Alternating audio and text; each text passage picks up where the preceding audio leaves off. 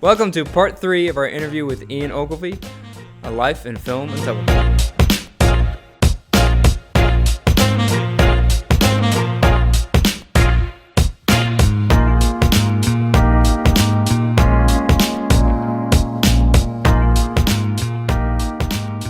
So we're going to dive into your film and TV life now, and I'm going to quote you again.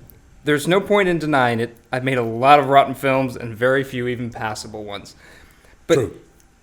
Michael Caine talks about this too. He's like, I worked, and a lot of them were bad. A spatter of them were good. But even if you look at his resume, there's some pretty bad films. Oh, yeah. I think Michael Caine has never been known to turn a part down in a movie.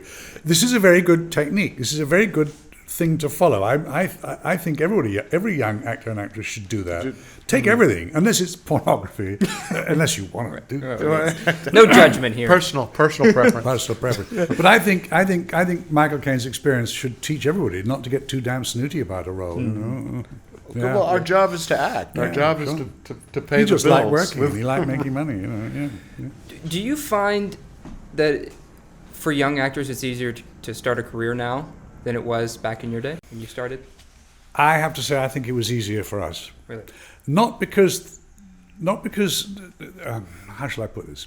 There were 2 TV channels when I was a kid, but after the 6 o'clock news until midnight, when the TV station would shut down, there was just actors. There was no cooking shows. There were no reality shows. There were nothing. It was just one after the other opportunities for actors. Also, I've talked already about the repertory system in England. If you think that there's a theatre company in every town in England offering opportunities, movies were not so big back then. I'm talking about the 1960s now. Television had really come up so much that indeed Hollywood in that time was struggling slightly. Right. It recovered, as we all know, but at the time Hollywood was going through a bad time and television was king. And television was the golden age for me was the 60s and the 70s and a bit the 80s, because you kind of went from job to job. Well, I know now we've got so many channels and we've got all the platforms, we've got the Netflixes, we've got all those things. But I don't see anybody working any more than we also before. got more people trying to be actors now. Yes, I suspect that's you did true. back then too. Yeah. I think I was very lucky. I think I went through the golden age of television. Right. Not that it was a golden age in terms of production or of the wondrousness of the wonderful things we did, but in terms of employment, yes. Right. I mean, I never ever did anything else. I never had to do anything else. I never had to take any other job until later, when roles began to dry up. And that's when I started writing books and things, and I found I could make a living doing that as well. But I was one of the lucky ones, And a good friend of mine, an Englishman, said the other day, acting now has become a part-time profession. It has to be. You have to be able to do something else, because unless you are a major star or you've got a long run in a TV thing, it's just not consistent enough. So everybody needs a second string to their bow. But I have a feeling it was easier in my day, yeah. All right. One of the things you did that I found fascinating to get your career started, which is what many of us do, our production team does, is short films. Yeah. You and the late Michael Reeves. Yes. Would produce short films together. Well, when we were 15, yeah. And he had a little 8mm camera and no sound, yes. But that was just, he wanted to be a film director, and even then I wanted to be an actor, and we were put together by a mutual friend. And I went to stay with him and his mother out in the country, and we made this little movie. And and then the following year we did it again when he rented slightly better equipment. We had 16mm, not 8. But I don't think it doesn't compare with what you guys are doing. First of all, look at the equipment you've got here. I mean, you can leave these cameras running and that doesn't matter. Your editing facilities are so much better. All the technique now is so much advanced. Back then it was very crude, really. That relationship, though, led to some big findings. Right? Yeah. You had Witchfinder General. Well, The Sorceress came first, and then you had Witchfinder General, which is actually still pretty popular amongst major movie buffs. Yes, it's become a kind of cult movie. Yeah, in America it was called The Conqueror Worm. and everywhere else it was called Witchfinder Journal. Yeah, and it's a sort of true story about a professional witch hunter in the 1600s who roamed the east part of England, hanging and burning witches for a pound a go, a couple of bucks a go. Yeah. And I was the hero. And Vincent Price was the Witchfinder. Yes, it's become quite a cult movie, that. Oh, working with the great Vincent Price. How was that? Interesting. He was very nice. People ask me a lot, what was it like working with Vincent Price? I say, have you seen the movie? I meet Vincent Price at the very beginning of the movie. We're all on horses, and we have a scene that lasts about a minute and a half. Right. He said, at the very end of the movie, we meet again, and I kill him with an axe. The rest of the time, our stories are running parallel. So on the whole, I didn't really work with Vincent Price. I would see him in the evening. We would have all the company would meet in the hotel, and he'd tell wonderfully funny stories about Hollywood and jangle his turquoise bracelets. And he was a very funny man, but I didn't really work with him much. See, I didn't know about turquoise bracelets. I had no idea. Yeah. It's a big thing. Learn I guess something you're not new big every enough day. for it Well, yet. Not yet. What are you We'll going to get do? What are you going to do? there. When you grow up. When I get there. When I get there. You have more there, or is it? It's orange. I see it's orange. you. What about Rupert Davis, Patrick Waymark, and Jack Lynn? Yeah. Those are. What about those people? Any interesting stories about those? I don't know if our audience is going to quite remember those names, but No. I do, and No. I enjoy All them. right. Well then. Why would you remember them, dude? Because I'm Are you a movie buff? I'm a movie huge buff. film buff. I'm a Did you know Witchfinder Journal before you knew me? No, No. I did not. I did not. No. But And you probably don't know it yet. You probably haven't seen it yet. Well, it's hard to find. I tried to find it. It is quite hard It's to find, a little bit actually, hard yeah. to find. It used to be when we first got Netflix. It was on Netflix. Was but it you know really? they shifted around, although yeah. But it was big on Netflix. Yeah. Right. Well, yeah. I'm also a huge British Right. TV fan. So Yeah. like Fawlty Towers, Upstairs Down. Yeah, I've yeah. seen it all. So I'm a buff of that. Well, I also have, since you brought it up, you broke your toe in Witchfinder Journal, right? Get to the important stuff. Toe breaking. This was a movie about the English Civil War and the Roundheads and the Witchfinder and all that stuff. And I'd spent a lot of the time on a big horse riding around the countryside.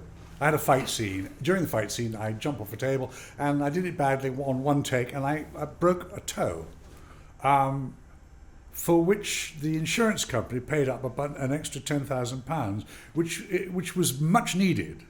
And the director was a personal friend, Mike Reeves, who we and I did those little short films together. He said, "Could you break another bone? We need another 20,000 just to finish this goddamn film." Yeah. I spent a little time on a horse after that because it was just easier. Yeah. So you've worked with many greats. You worked with many greats. Yeah. James Mason being one of them. What was it like? How do you feel? I mean, when you come up against a major star like that, Right. Because in your career, Richard Burton, Helen Mirren. Yeah. Did you ever feel intimidated? Yes, I suppose so. James Mason was quite intimidating. Partly because there was a bit of a responsibility. The producer had wanted me, but I was working. I was doing a movie. I was out in Greece doing some awful, dreadful film. And so he had a start date for the film, and so he hired another actor, an English actor, young actor. And for some reason, James Mason was the star, Geraldine Chaplin was in it as well. James Mason took against this unfortunate young actor. Didn't like him, and started making waves about him, and eventually said, "I don't want to work with this young man anymore." So the producer called my agent and said, "Is there any odd possibility that Ian Ogilvy is back from that film yet?" And she said, "Yes, he comes back tomorrow." He said, "Okay, he starts work on Monday." Well, nice work if you can get it. Yeah, literally like that. And thank God James Mason liked me. But the responsibility of being liked by James Mason was rather big, you know. Right. Yeah. At that point, knowing that somebody else had been fired for no reason whatsoever. The actor was perfectly good. There was Just didn't like him. just didn't something about him he didn't like. Yeah. But that was the only time I ever come across that. James Mason had another interesting trick. He had his trailer on the set, inside the soundstage, not outside, but it was actually inside. And over the years, he developed a trick where he would not leave his trailer until he heard the clap of the clapperboard going in. Then he would walk out of his trailer, take his position, and start acting. He would not come out before that. And he said, "I've spent too long coming out and standing there, and all of a sudden the lighting man decides to relight the entire set." He said, "I don't do that anymore." He was the most starry. I think he was probably the most starry of the well-known actors I work with. Yeah. Well, yeah, and did you find him to be a very good actor? Oh, wonderful! Yeah, yeah. I love James Mason. I Yeah. love that movie, The Verdict. Yes. He did with Paul No, Newman. he's wonderful. Yeah. He's Brilliant. wonderful. Yeah, yeah. He's a great. On the flip side of that, did you ever feel like you rattled an actor? Did you ever? Because you had a bit of notoriety in England. Did you ever feel like you got on stage or you did a project where you were rattling a younger actor? No, no, I don't think so. No, I don't think. I don't think I would want to do that either. You Right. know. No. Is there anything in my book that says I did? No, that was I was thinking the same thing. Just to think if there's anything I ever did. No, I just wanted to know because Yeah. you never really hear that from the other side. It's like, how does it feel to know you can rattle somebody because? Oh, of I your don't think writing? it occurs, to be honest with you. I mean, I've always been quite a good company man, and I don't think I think it's you're on a highway to nowhere if you play games like that. If you play the sort of the big man on campus, or I don't think that works at all. Really. Well, you can't create a bond, especially if you're in a cast. Yeah. It creates a separation. Yes, exactly. Yeah. No, I think I've worked with so many really nice people, and they don't make waves and things. I mean, I did quite a few episodes of Murder, She Wrote, and I did quite a few episodes of Diagnosis Murder with Andrew Lansbury and Dick Van Dyke. Two of the most ordinary, nice, lovely. Dick Van Dyke never went to his dressing room. He just would stay and talk and chat. Right. And Angela was legendary for being a lovely woman. And again, there's being nasty or being difficult is so much like hard work. It's much harder work being vile than it is being pleasant.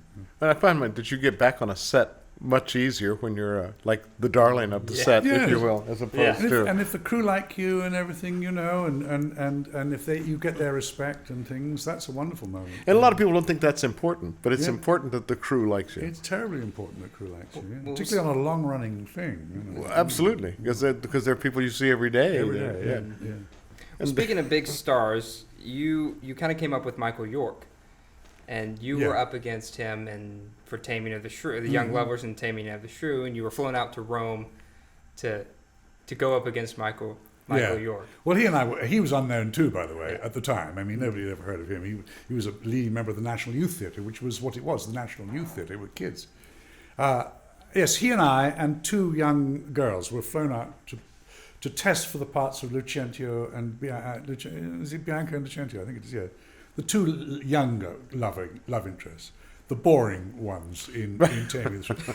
Elizabeth Taylor and Richard Burton were the leads in this movie, directed by the great Zeffirelli.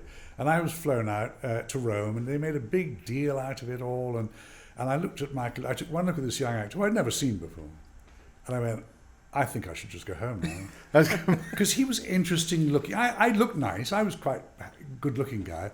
But Michael York was something different. I mean, he had the broken nose, he had the strange hair, he had the Slavic cheekbones. And I went, I got hope in hell here. And there wasn't at all, no. Well, because he's very attractive, but he's got that character thing going. He's been through something. But I had a nice weekend in Rome and testing and doing a bit of Shakespeare.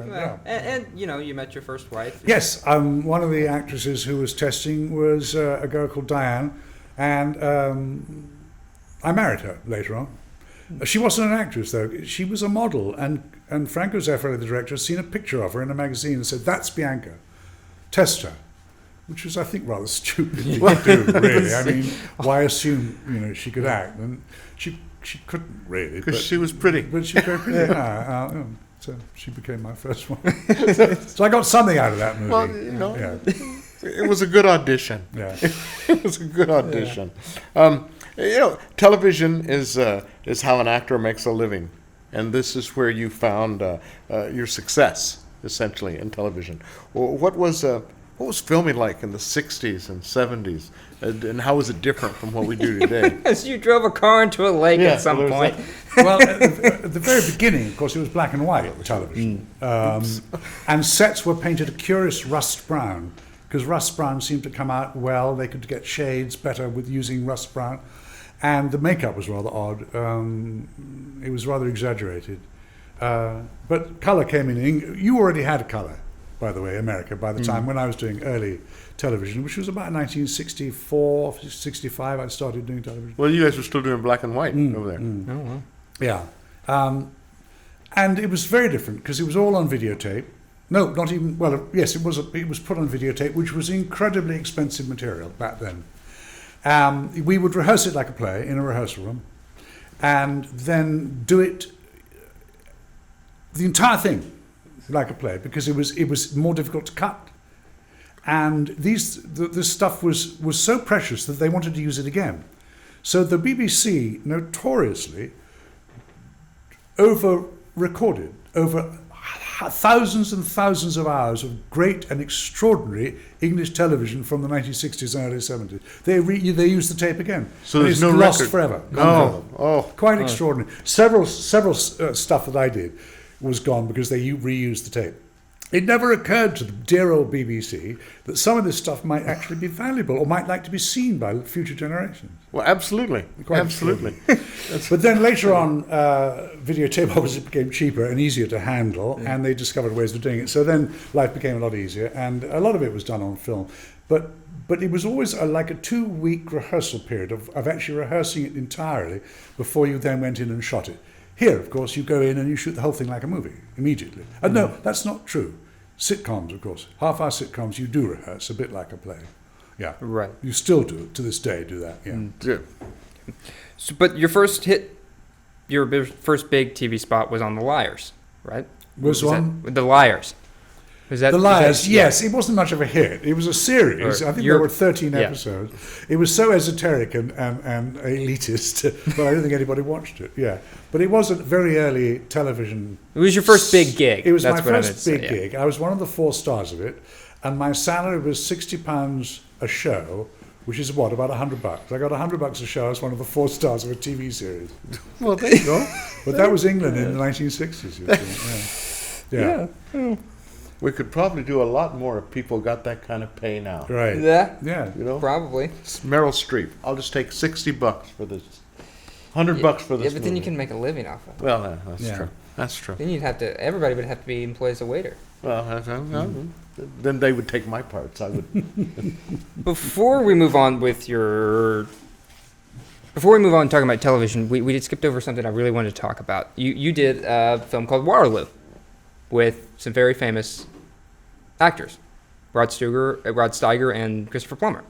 Yeah. How was that experience? You lived in Ukraine for a little Yes. while. How was that? It was an extraordinary experience. It was a Russian, Italian, American co-production, the very first really of its kind. It was an enormous movie. It was a movie about the Battle of Waterloo. And Rod Steiger played Napoleon, and Christopher Plummer played the Duke of Wellington, and it was all star cast. And we went to the Ukraine, we went to Ukraine to shoot it. And our armies were, of course, the Red Army, the Russian Army. We had 20,000 extras. We had 5,000 horses.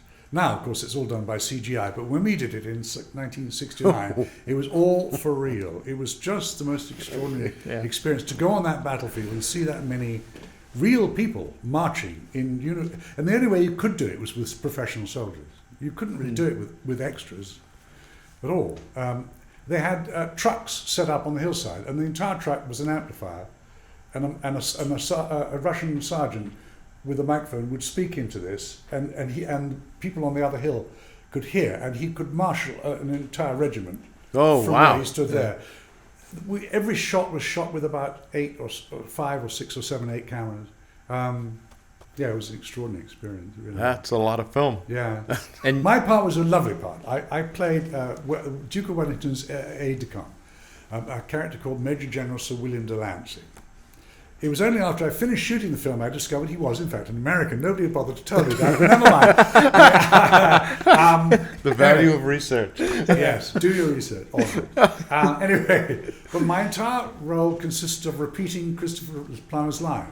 So he would lean off his horse and he'd say, "The army will retreat 5,000 paces." I go, "The army will retreat 5,000 paces." I never had to learn a line. It was the easiest job I ever did. It was wonderful. You gotta love that.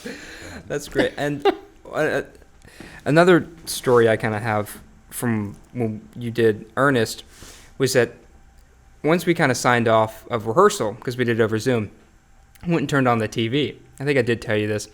I went and turned on the TV, and I clicked on a channel. I clicked on HBO or something. I saw Bruce Willis there. I was like, he's got like dyed hair, and I'm like, he looks weird. I'm gonna sit and watch this for just a second. And not 30 seconds goes by, and the camera turns around, and you're right there. It's like, I just left rehearsal with that guy, and it was, you were so wonderful because that character's just so out of nowhere. And of course, I'm talking about Death Becomes Her with Meryl Streep and Bruce Willis. And, I read a lovely thing the other day in the paper absolutely. about somebody, one of the critics, criticizing Zemeckis' most recent movie. And they said they wished it had some of the magic of his best movie ever, which was Death Becomes Her, according in the opinion of this particular critic. Right. Yeah, it was a lovely thing to do, and it was just a cameo. It was a little tiny little part. Right. But because people had dropped out, Tracy Ullman was supposed to be in it, but they cut her role out. So that's why I actually get fifth billing on this movie. But it's only because Tracy Ullman got cut. Yeah. It was a lovely little part. But yeah, it's a great little part, and you just take it away. And I still, run with it. I got a residual check yesterday from that movie. Yeah. Oh, yeah. very nice. It's one of those popular ones that they run all the time. Was it a residual check that you would like to take a picture of and show people how little it was, It or was was not that little. No, It was okay, like, good. It was like $100 or something. it? Like Okay, that. that's still good. better That's than still a good. poke in the eye, Yeah, okay. I've got them for 30 cents before. Those you frame or you throw away. It costs more to mail it than it My does. accountant said, please don't bother me with these. There's no point even putting them in the bank. That movie I think was just put on HBO, so maybe that's why you're getting paid for it. Yeah. But kind of going back to your television career, you landed I, Claudius by just calling up the director. Yeah, that's not quite as easy as that. Like, hey, I'd like a part. Well, I'm very proud of being in I, Claudius, because it's one of those things everybody remembers or knows something about. And I heard it was going to be done, and I'd read the books, and I love the books. So Herbie Wise was the director, and I'd worked with Herbie many, many times. Herbie Wise is one of those directors who liked having a repertory company of actors that he trusted and liked. So once you got into his repertory company, he would use you over and over again. And so I'd worked with Herbie maybe 6 times. And he wasn't a great personal friend, but it was enough for me to be able to call him up and say, Herbie, it's Ian Ogilvy. Oh, hello. I said, I hear you're doing I, Claudius. He said, yep. Yeah. I said, can I be in it? He went, yes. I said, oh, good. Can I play Caligula? He went, no. No. I said, why not? He said, because John Hurt's playing Caligula, all right? I said, oh, what am I playing? He said, you're playing Claudius's father. You're playing Drusus, his dad, a great Roman general. I said, do I get to wear one of those breastplates with the muscles? He went, yes, absolutely. You'll have one of those. So that's how I got the part in I, Claudius. I think I was in the first 2 episodes. I mean, he's a baby. I mean, people say, how could you be his father? Because they remember the series of Derek Jacobi playing Claudius, right. and he's always an old man. But at the beginning, he is a baby. Yeah. Right. Yeah. Derek Jacobi still calls you father. And Derek Jacobi to this day calls me dad when we meet. Yeah. Oh, how sweet. Yes, hi, Dad. And worked with John Hurt. How about that? That's I didn't, because he played Caligula. Well, yeah, of course, but still. That was a bit like the bombs falling in wartime. I can talk about it, but I didn't actually work. I know. Yeah. I We get were in the same thing. I get starstruck Stewart, if we're in the same Patrick thing. Stewart was in. I mean, everybody was in this show, sooner or later. I showed it to my American wife when I came to America in 1989. We had a box set of it. And she looked at it, she went, this is just a soap opera in togas. And she's absolutely right. It was a soap opera, because we did it the old way with videotape. So it was a videotape thing, very flat on, very like a play. No big scenes in the Colosseum, because there was no money for that kind of thing. It was all talking. Yeah, Right. it was a lot. But you were all very good at talking, so it made us want to pay attention to what And was I have going a rather on. bizarre question. Can you act horizontally now? I'm afraid of that one. This is a story which is quite a fun little story. My character died on the battlefield, but he was horribly wounded. His leg was smashed to bits, right? Completely smashed to bits, and he died in his tent several days later, apparently, of gangrene. That's the theory. So we didn't have the battle scene, but we had the scene of me being carried to my tent on a stretcher, and then me dying beautifully on my bed in my tent. And we rehearsed it like a play. But unfortunately, they didn't have a stretcher for me to be carried on. So we would do the little scene, which is just me being taken, but I couldn't be carried, so I would simply walk. It was a scene that lasted 8 seconds, me walking next to the two men supposedly carrying a stretcher. Herbie Wise said, Ian, after a bit, he said, Ian, are you ever actually going to act being hurt? I said, Herbie, okay. This doesn't make sense, I said. My leg is so smashed, I die of it in 2 days. He can't walk. So for me to kind of limp next to the stretcher doesn't make any sense. So I'm waiting for a stretcher, and then I'll act like crazy. He went, you mean you can only really act horizontally? I said, you got it. I'm a horizontal actor. Nice. But it was odd for the director to ask me to act wounded when the wound precluded any perambulation. Oh, yeah. It wouldn't make any sense. Right. Yeah. Well, I think we finally come to the part you've been waiting this entire time. You Yes. want to go ahead and take it? Yes. Where are we? Oh, the Saint. Now we come to the Saint, the return of the Saint. Yeah. You are one of the few who have donned this role. How'd you get the job? First off, I probably need to say that the beginning of the job was Roger Moore, I Yes. believe, was the Interestingly, people identify the Saint mainly with Roger Moore. Understandably, Roger Moore did a hugely long television series. I think he made about 150 episodes. I made 26 episodes. So more people remember Roger. What they don't remember is Roger, in the terms of the number of people who were playing Saints, was about number 20. I mean, George Sanders had played it. Tom Conway had played it. Vincent Price played it on the radio. There were South African actors who played it. So Roger Moore was way down the line of the Saints, but he was the most famous. I'll tell you how I got the part. I was in a TV show almost as iconic as Claudius, called Upstairs, Downstairs. Yes. And I did 5 episodes of that. And when it came time for the producer of The Saint to think about reviving the show, because Roger had left it in the late 1960s, and Robert Baker, who was the producer, wanted to do it again with another actor. And his wife said, you know who you should get? You should get that chap from Upstairs, Downstairs, because he looks a bit like Roger Moore. Oh, no. That's how I got the part. I got the part because I looked a little bit like Roger Moore. Simple as that. All right. And he interviewed me. I went for an interview with him, and he said, well, look, I don't actually have the money yet, and I still have to sell it, sell the idea and all the rest of it, but would you like to do it if I can get the money together? I said, yeah, sure, yeah, okay. Yeah. So there was no audition involved at all. So none. No. 6 years later, maybe even 7 years later, I get a call from my agent saying, do you know somebody called Robert S. Baker? He wants you to play the Saint. Took that long for him to get it back. Oh, together. you'd forgotten about it by that time. Well, you don't forget about it. Did you ever feel like you were living in the image of Roger Moore while doing that? The nice thing about it was there had been such a long gap between Roger Moore giving up, or not doing it anymore, going off to be James Bond, and me taking over. It wasn't like it was the next day. I also, by then, I'd been in the business for nearly 20 years, 15 years. So you were kind of a familiar face to somebody Yes, who watched I'd done TV. a few things. I wasn't famous by any means at all, but I'd done a few things. And I also knew something about characters like that. Bond and the Saint and all those hero characters are characterless.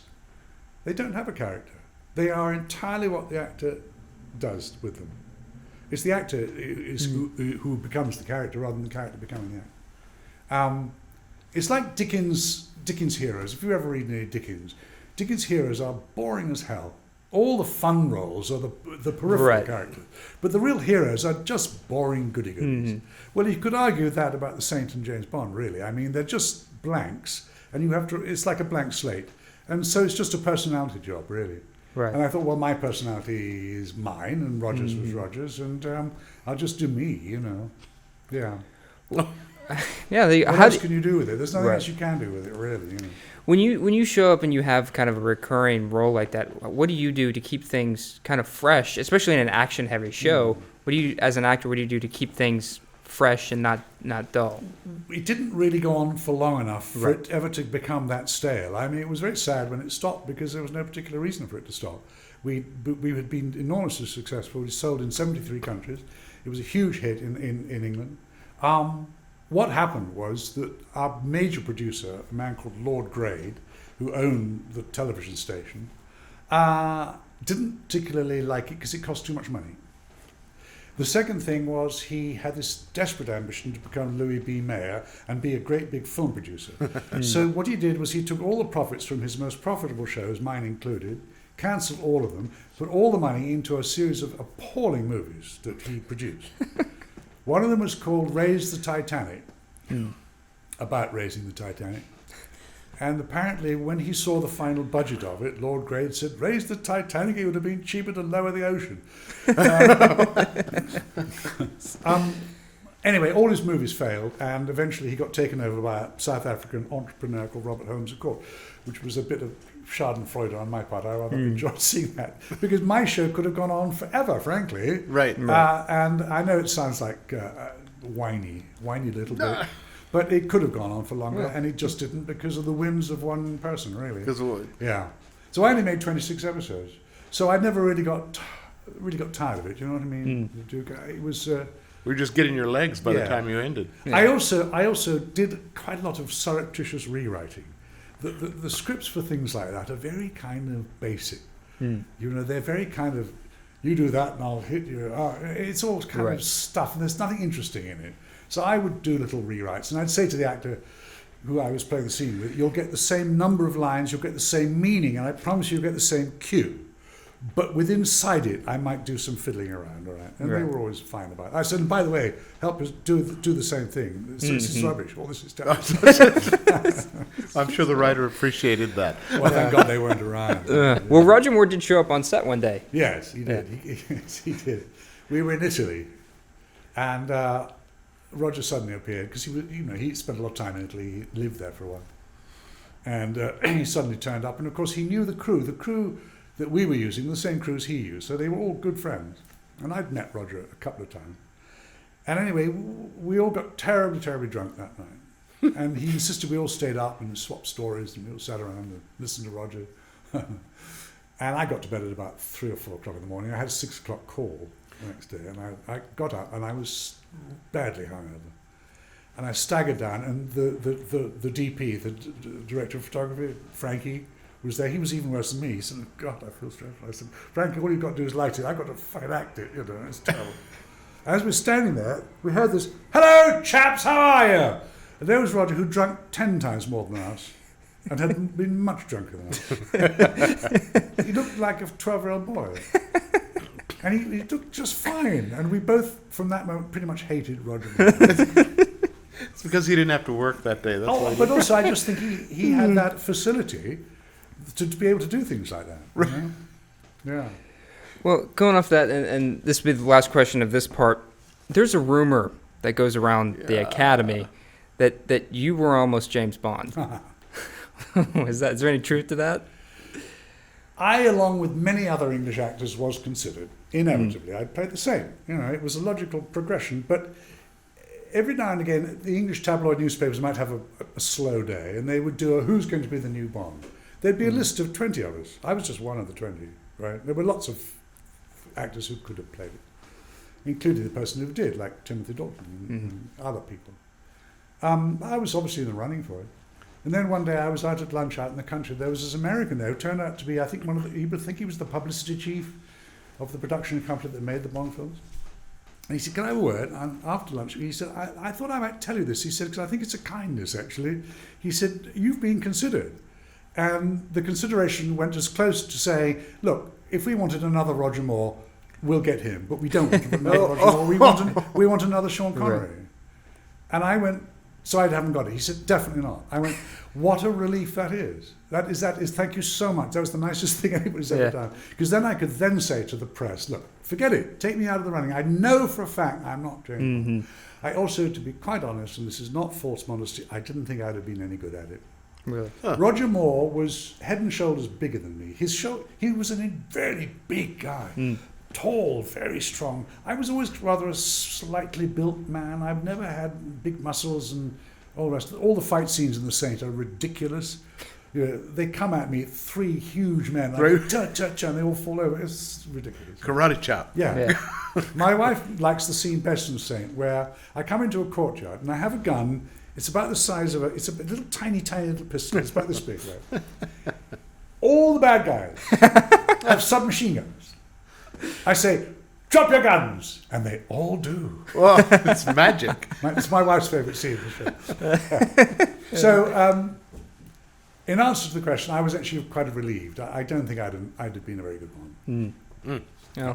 Well, I don't know if I agree with that, but so they went with Timothy Dalton and said that was And that Tim was Dalton the, did it, and you know, I've always thought he was one of the best. He was ahead of his time. I agree, actually. You know, I mean, he started to try and do what Daniel Craig is now doing. Absolutely. But people wanted they still wanted the kind of Roger Moore quips, you know, the little Right. jokes, the little raised eyebrow, Tongue in all that. cheek. Still wanted that. Yeah, no, Living Daylights I think is actually a pretty he's good very movie. good, I thought. Yeah, I agree. And by the way, he's taller than me. Again, Tim is a bigger man. Well, because you've worked with him as well. Yes, I right? did Yeah, Wuthering Heights with him, that's right. Yep. playing the worst role in the world. Yeah. Well, playing the Edgar Linton role, the role that in the movie with Laurence Olivier and was played by David Niven, and he always hated it. And when I did it, I hated it. It was dreadful.